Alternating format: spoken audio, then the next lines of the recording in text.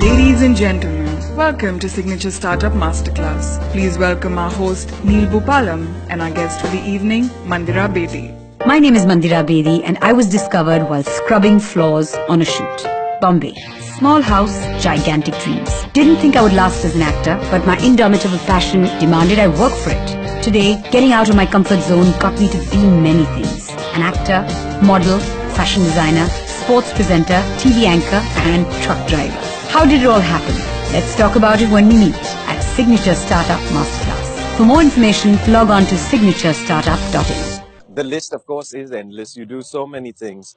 Were you a model first or I'm glad you think I started as a model, but actually I didn't even start as a copywriter. I got a job as a copywriter. I got my job, I got my appointment letter, but at the same time I also got offered my first ever TV show. And how did Shanti happen? I was working with Prahlad Kakkar and I was the 4th, 5th, 7th, 12th assistant, I don't know. Right. But I was the one who had to scrub the floors, clean the glass, make sure everything was put in the correct place. And Adi Pocha, who wrote Shanti, who directed Shanti, he was getting one of his commercials made by Prahlad.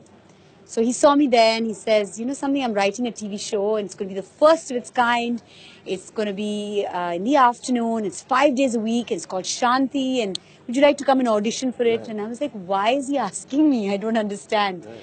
But I just went nonetheless. He asked me to come wearing a business suit and I went wearing jeans because I didn't own a business suit. They called me for a second audition. In the second audition, I went wearing a salwar kameez. Still didn't have a business suit. And he saw me in the salwar kameez and he's like, this is Shanti. What was I thinking? Wow.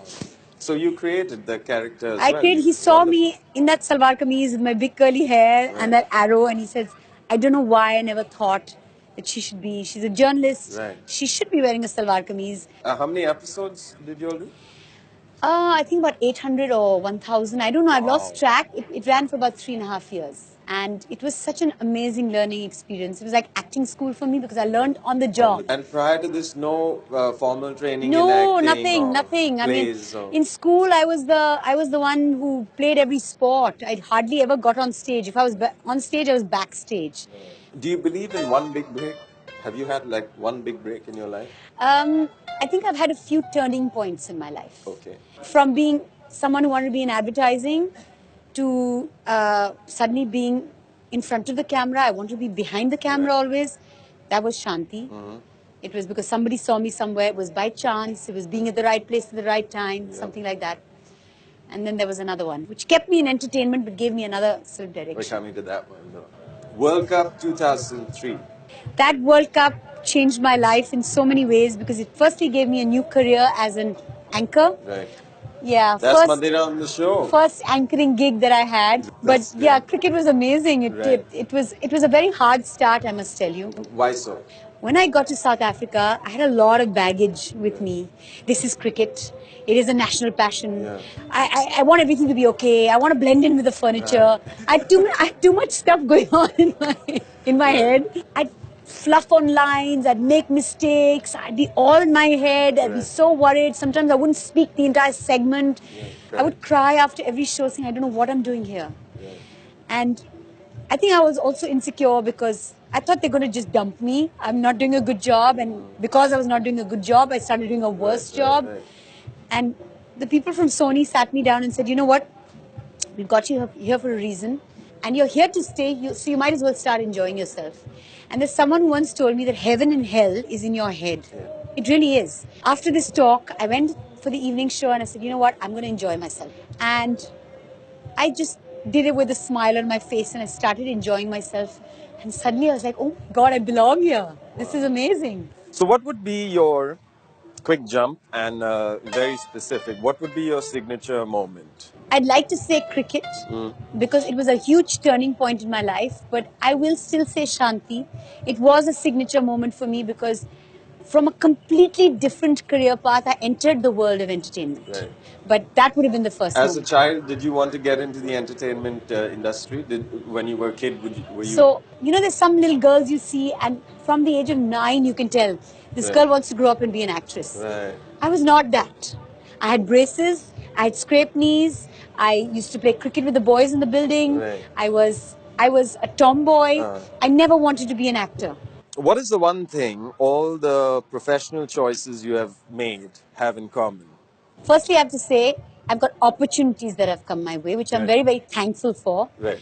But one thing that's a theme, it's almost like a theme in my life, is coming out of my comfort zone. Every one of these opportunities that have come my Right. way have completely taken me out of my comfort zone. From someone who never acted to Right. getting into the world of acting, Yes. then someone who's never hosted or anchored anything, that was also coming out of my comfort zone, Right. anchoring. There's something I did last year, which was driving a truck. So I drove 1,200 kilometers Right. over 5 of the highest motorable passes in the world Right. on a goods carrier truck. Right. So that was out of my comfort zone. Yeah. Every day in my week is something different. Right. And therefore, I'm in no routine, I'm in no rut, Right. and there's no boredom. Yeah. There's no boredom as far as work is concerned. I love what I do. Now that you're talking about The Secret and all, and general philosophy, how would you convert your passion to a paycheck? Which is clearly what you've done, and you're very Your busy. passion can become a paycheck if it continues to be your passion. If it continues If to you be. continue to love what you do. Now, in the case of acting, acting was never my passion. Right. But with the cricket, it was my passion. Right. I loved cricket. I grew up in a family that was obsessed with cricket. So that was a passion really, because cricket gave me so much. Cricket gave me a new career. By the end of the tournament, I realized that not everybody has to like you. And when you're in this world of entertainment, Yes. in the entertainment business, not everybody will like you. Not everybody has to like you. And you should be okay with that. From knowing you, I've always felt that you're a little crazy, and and in some way you manage to stay sane by doing so many things. Yes. Is this true? It is true. It is true because I don't experience boredom at all. I mean there's a new aspect in my life which I brought on now at this age. I'm 45. See, I'm saying out loud. You must be proud. At this age, I am fitter than I was in my 20s and 30s. Right. Fitness is a new avenue that's Right. opened up for me. What's your advice to people who are not doing that as yet? We're not moving. See, this is the house that you have to live in this lifetime. Yeah, You got to take care of it. understood. Yes. So, what are your 5 suggestions or tips to make sure that you reinvent yourself? Firstly, the most obvious one would be don't be afraid to try something Right. new. That is something that is most important. Right. Don't be afraid of failure. Just know that there's so much more to be learned from failure than there is from success.